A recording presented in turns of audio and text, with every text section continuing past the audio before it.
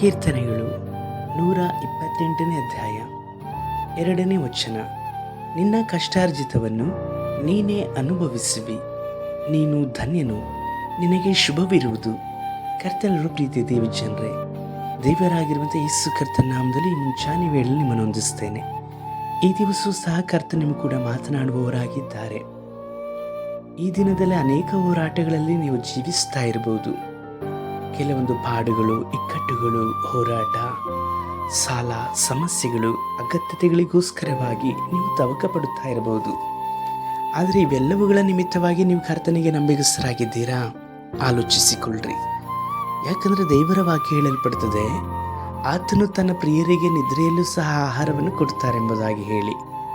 ಇಂದು ನಿಮ್ಮ ಕೊರತೆಗಳು, ನಿಮ್ಮ ಅಗತ್ಯತೆಗಳು ದೇವರಿಗಿಂತಲೂ ಸಹ ದೊಡ್ಡದಾಗಿ ನಿಮಗೆ ಕಾಣುತ್ತಾ ಇರಬಹುದು. ಆದರೆ ನಿಮ್ಮ ಆಲೋಚನೆಗಳಷ್ಟೇ. ಆದರೆ ದೇವರು ಎಲ್ಲದಕ್ಕಿಂತಲೂ ಸಹ ದೊಡ್ಡವರು. ಅವರಿಗೆ ಆಕಾಶವೇ ಸಿಂಹಾಸನ, ಭೂಮಿ ಅವರ ಪಾದಪೀಠ. ಅವರ ಪ್ರಸನ್ನತೆಗೆ ಬೆಟ್ಟವೂ ಸಹ ಕರಗಲ್ಪಡುತ್ತದೆ, ಭೂಮಿಯು ಅವರ ಸಾನ್ನಿಧ್ಯದಿಂದ ಓಡಿ ಹೋಗಲ್ಪಡ್ತದೆ. ಇಂಥ ಸರ್ವಶಕ್ತನಾದಂತಹ ದೇವರ ಮಗನು, ಮಗಳು ನೀವು.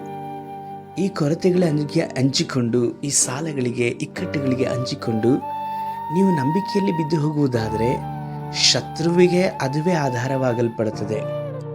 ಎಂದಿಗೂ ಸಹ ಶತ್ರು ಸಂತೋಷ ಪಡುವ ಹಾಗೆ ನೀವು ಕರ್ತನ ದೃಷ್ಟಿಯಲ್ಲಿ ಕರ್ತನನ್ನ ಚಿಕ್ಕವರನ್ನಾಗಿ, ನಿಮ್ಮ ಸಮಸ್ಯೆಗಳನ್ನು ದೊಡ್ಡದನ್ನಾಗಿ ಕಾಣಬೇಡ್ರಿ.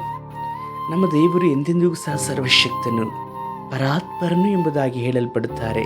ಅಂದರೆ ಎಲ್ಲದಕ್ಕಿಂತಲೂ ಉನ್ನತನಾದಂಥನು. ಆದುದರಿಂದ ಆತನ ಸಮೀಪಕ್ಕೆ ಬನ್ನಿರಿ. ನಿಮ್ಮ ದುಃಖ, ನೋವು, ಸಮಸ್ಯೆ, ಕೊರತೆಗಳು ಇವೆಲ್ಲವನ್ನ ಮನುಷ್ಯರ ಮುಂದೆ ಎಷ್ಟು ಸುಲಭವಾಗಿ ಹೇಳ್ತೀರೋ, ಅದೆಲ್ಲದಕ್ಕಿಂತ ಹೆಚ್ಚಾಗಿ ದೇವರ ಮುಂದೆ ಮೊಣಕಾಲೂರಿ ಹೇಳ್ರಿ. ಕರ್ತನಿಗೆ ಅಸಾಧ್ಯವಾದದ್ದು ಯಾವುದು ಇದೆಯಾ? ಯಾವುದೂ ಇಲ್ಲ. ಹಾಗಾಗಿ ಈಗಿನ ಕಷ್ಟಗಳು ನೀವು ಅನುಭವಿಸ್ತಾ ಇರುವುದಾದರೆ ನೀವು ಧನ್ಯರು. ಯಾಕಂದರೆ ಕರ್ತ ನಿಮಗೆ ಶುಭವನ್ನು ಕೊಡ್ತಾರೆ. ಈ ಕಷ್ಟಗಳು ಅತಿ ಬೇಗನೆ ನೀಗಲ್ಪಡ್ತದೆ. ನಿಶ್ಚಯವಾಗಿ ಕರ್ತನು ಶುಭ ಸಮಾಚಾರವನ್ನ, ಶುಭ ಸುದ್ದಿಯನ್ನ ನಿಮ್ಮ ಜೀವಿತದಲ್ಲಿ ಮಾಡಲಿಕ್ಕೆ ಶಕ್ತನು. ಖಂಡಿತವಾಗ್ಲೂ ಮಾಡುತ್ತಾರೆ. ನಂಬಿಕೆ ಇಡ್ರಿ, ಅವರನ್ನೇ ಆತುಕೊಳ್ಳ್ರಿ. ಪ್ರಾರ್ಥಿಸುವ. ಸರ್ವಶಕ್ತನಾದ ದೇವರೇ, ಈ ಸಹೋದರ ಸಹೋದರನ ಮುಟ್ರಿ. ಈಗ ಅವರು ಎದುರಿಸುತ್ತಿರುವಂಥ, ಅನುಭವಿಸಿರುವಂಥ ಎಲ್ಲ ಕಷ್ಟಪಾಡುಗಳ ನಡುವೆ ನೀವೇ ಅವರನ್ನು ಮೇಲೆತ್ತಿ ನಡೆಸಿರಿ.